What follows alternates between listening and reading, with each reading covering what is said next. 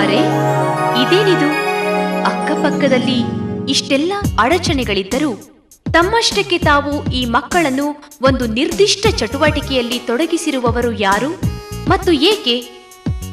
ಇವರು ಸೇವೆಯೇ ವ್ರತವೆಂದು ನಂಬಿ ಯಾವುದೇ ಸನ್ನಿವೇಶ ಸಂದರ್ಭದಲ್ಲೂ ನಿರ್ಭಿಡೆಯಿಂದ ಕಾರ್ಯನಿರ್ವಹಿಸುವ ಕೇಶವ ಸೇವಾ ಸಮಿತಿಯ ಸೇವಾವ್ರತಿಗಳು.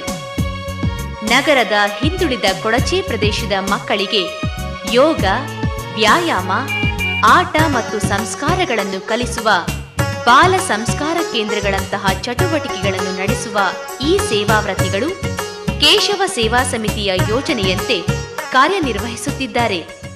ಕೇಶವ ಸೇವಾ ಸಮಿತಿ ನಗರದ ಹಿಂದುಳಿದ ಮತ್ತು ಕೊಳಚೆ ಪ್ರದೇಶಗಳ ಬಡ ನಿವಾಸಿಗಳ ಅಭಿವೃದ್ಧಿಗಾಗಿ ಶ್ರಮಿಸುತ್ತಿರುವ ಒಂದು ಸ್ವಯಂ ಸೇವಾ ಸಂಸ್ಥೆ. ಮುಖ್ಯವಾಗಿ 4 ಚಟುವಟಿಕೆಗಳನ್ನು ನಾವು ಕೈಗೆತ್ತಿಕೊಂಡಿದ್ದೀವಿ: ಶಿಕ್ಷಣ, ಸೇವೆ, ಆರೋಗ್ಯ ಮತ್ತು ಸ್ವಾವಲಂಬನೆ. ಉತ್ತಮ ಶಿಕ್ಷಣದಿಂದ ಮಾತ್ರ ಸಶಕ್ತ ಸಮಾಜದ ನಿರ್ಮಾಣ ಸಾಧ್ಯ. ಈ ಹಿನ್ನೆಲೆಯಲ್ಲಿ ಬಾಲ ಸಂಸ್ಕಾರ ಕೇಂದ್ರ ಮತ್ತು ವ್ಯಾಸಂಗ ಕೇಂದ್ರಗಳ ಮೂಲಕ ಉತ್ತಮ ಶಿಕ್ಷಣ ನೀಡುವಲ್ಲಿ ಕೇಶವ ಸೇವಾ ಸಮಿತಿ ಕಾರ್ಯಪ್ರವೃತ್ತವಾಗಿದೆ. ಮಕ್ಕಳಿಗೆ ಪಾಠ ಜೊತೆಗೆ ಆಟ ಸ್ವಲ್ಪ ಹೇಳ್ಕೊಟ್ಟೆ, ಮತ್ತೆ ಭಜನೆ ಪದಗಳು, ಹಾಡುಗಳು ಹೇಳ್ಕೊಟ್ಟಾಗ ಅವ್ರಿಗೆ ಸ್ವಲ್ಪ ಸ್ಫೂರ್ತಿ ಬಂತು, ಹೋಗ್ ಕಡೆ ಹೆಚ್ಚಿನ ಆಸಕ್ತಿ ಕೊಟ್ಟರು. ಆಮೇಲೆ ಬರ್ತಾ ಬರ್ತಾ ಮಕ್ಕಳು ಇನ್ನೂ ಬರೋಕೆ ತುಂಬಾ ಇಂಟ್ರೆಸ್ಟ್ ಕೊಟ್ಟರು. ಶಾಲೆಗಳ ಪಾಠ ಪ್ರವಚನಗಳಲ್ಲಿ ಎದುರಿಸುವ ತೊಂದರೆಗಳನ್ನು ಮಕ್ಕಳು ಪ್ರತಿನಿತ್ಯ ಸಂಜೆ ನಡೆಯುವ ವ್ಯಾಸಂಗ ಕೇಂದ್ರಗಳಲ್ಲಿ ಪರಿಹರಿಸಿಕೊಳ್ಳುತ್ತಾರೆ. ಪ್ರತಿ ಭಾನುವಾರ ಮತ್ತು ರಜಾ ದಿನಗಳಲ್ಲಿ ಈ ಬಾಲ ಸಂಸ್ಕಾರ ಕೇಂದ್ರಗಳ ಮೂಲಕ ಆಯಾ ಪ್ರದೇಶದ ಮಕ್ಕಳು ಒಂದುಗೂಡಿ ದೇಶಭಕ್ತಿ ಗೀತೆ, ಕಥೆ, ಶ್ಲೋಕಗಳನ್ನು ಕಲಿಯುತ್ತಾರೆ. ವ್ಯಾಸಂಗ ಕೇಂದ್ರಗಳು ಮತ್ತು ಬಾಲ ಸಂಸ್ಕಾರ ಕೇಂದ್ರಗಳು ನಡೆಯುವ ಸೇವಾ ಬಸ್ತಿಗಳಿಂದಲೇ ಇವುಗಳಿಗೆ ಶಿಕ್ಷಕಿಯರನ್ನು ಆರಿಸಲಾಗುತ್ತದೆ. ಈ 21st ಸೆಂಚುರಿಯಲ್ಲಿ ಮಕ್ಕಳು ಈಗ ಆಗ ಹುಟ್ಟಿರೋವಂಥ ಮಕ್ಕಳಿಂದಾನೇ ತೆಗೆದುಕೊಳ್ಳಿ, ಅಪ್ಪ ಅಮ್ಮನಿಗೆ ಮರ್ಯಾದೆ ಕೊಡಲ್ಲ, ಮತ್ತೆ ಇಷ್ಟ ಬಂದಂಗೆ ಎದ್ದೇಳ್ತವೆ, ಇಷ್ಟ ಬಂದಂಗೆ ಮಾಡ್ತವೆ. ನಮ್ಮ ಈ ಸಂಸ್ಥೆಯ ಉದ್ದೇಶ ಮೊದಲು ವಿದ್ಯೆಗಿರುತ್ತೆ, ಶಿಕ್ಷಣಕ್ಕೆ. ನಂತರ ಅದ್ರ ಜೊತೆಗೆ ಮಕ್ಕಳಲ್ಲಿ ನಮ್ಮ ಒಂದು ಸಂಸ್ಕೃತಿ, ಸಂಸ್ಕಾರ, ತಂದೆ ತಾಯಿ ಅಂದರೆ ಏನು, ಅವ್ರಿಗೆ ಯಾಕೆ ನಾವು ಮರ್ಯಾದೆ ಕೊಡಬೇಕು, ನಮ್ಮ ಒಂದು ಸುತ್ತಮುತ್ತಲಿನ ಪರಿಸರಕ್ಕೆ ಅನುಗುಣವಾಗಿ ಮಕ್ಕಳು ಯಾವ ರೀತಿ ಇರ್ತಾರೆ, ನಾವು ಯಾವ ರೀತಿ ಅವರಲ್ಲಿ ಬದಲಾವಣೆ ತಂದು ನಮ್ಮ ಸಮಾಜಕ್ಕೆ ಒಬ್ಬ ಒಳ್ಳೆಯ ನಾಗರಿಕರನ್ನಾಗಿ ಮಾಡಲು ಎಷ್ಟು ಸಾಧ್ಯ ಇದೆ ಅಷ್ಟು ಹೇಳ್ಕೊಡ್ಬೇಕು ಅನ್ನೋ ಉದ್ದೇಶದಿಂದ ಈ ಸಂಸ್ಥೆಗೆ ಸೇರಿದ್ದೀನಿ. ಸ್ವಸ್ಥ ನಾಗರಿಕನಿಂದ ಮಾತ್ರ ಸದೃಢ ಸಮಾಜದ ನಿರ್ಮಾಣ ಸಾಧ್ಯ.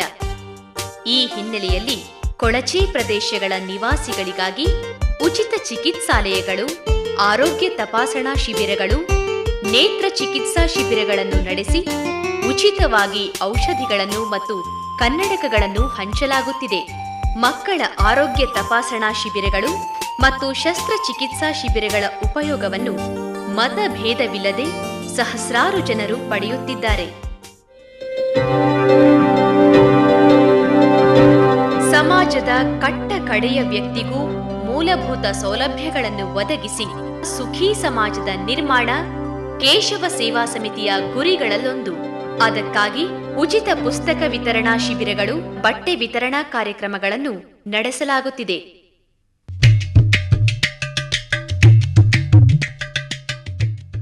ಸ್ವಾಭಿಮಾನಿ ಸಮಾಜದ ನಿರ್ಮಾಣ ಸ್ವಾವಲಂಬಿ ಜನರಿಂದ ಮಾತ್ರ ಸಾಧ್ಯ. ಜನರು ಆರ್ಥಿಕವಾಗಿ ಸ್ವಾವಲಂಬಿಗಳಾಗಲು ಕೇಶವ ಸೇವಾ ಸಮಿತಿಯ ವತಿಯಿಂದ ಅನೇಕ ಸ್ವಸಹಾಯ ಗುಂಪುಗಳನ್ನು ಆರಂಭಿಸಲು ಪ್ರೇರೇಪಿಸಲಾಗುತ್ತಿದೆ.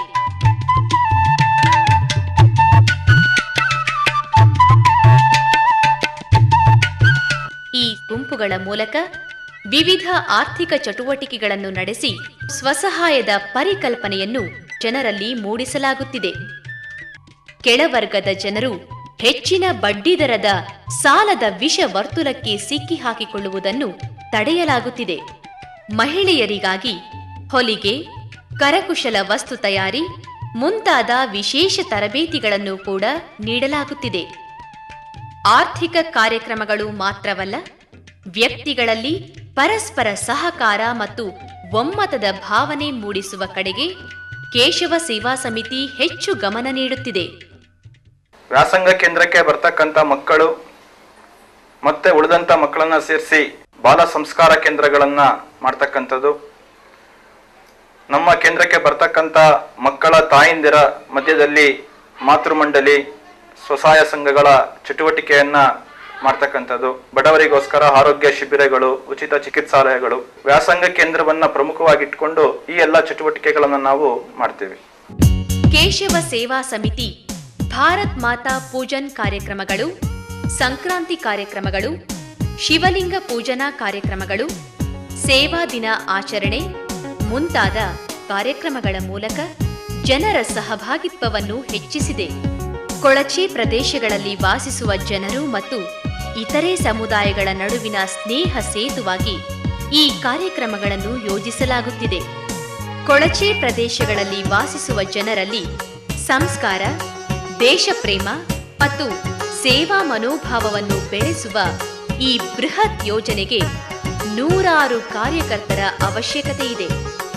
ಈ ಎಲ್ಲ ಸೇವಾ ಯೋಜನೆಗಳ ಯಶಸ್ವಿ ಅನುಷ್ಠಾನಕ್ಕೆ ಹಣವೇ ಸರ್ವಸ್ವವಲ್ಲದಿದ್ದರೂ ಭಾರೀ ಮೊತ್ತದ ಹಣದ ಅವಶ್ಯಕತೆ ಇರುವುದಂತೂ ನಿಜ. ಪ್ರತಿಯೊಬ್ಬ ನಾಗರಿಕನು ಕೂಡ ಈ ದೈವಿ ಕಾರ್ಯದಲ್ಲಿ ಸಹಭಾಗಿಯಾಗಬಹುದು. ತಿಂಗಳಲ್ಲಿ 8 ದಿವಸ ತಾವು ಸಮಯವನ್ನ ಕೊಡಬಹುದು. ತಿಂಗಳಲ್ಲಿ 15 ದಿವಸ ಇದಕ್ಕೆ ಸಮಯವನ್ನ ಕೊಡಬಹುದು.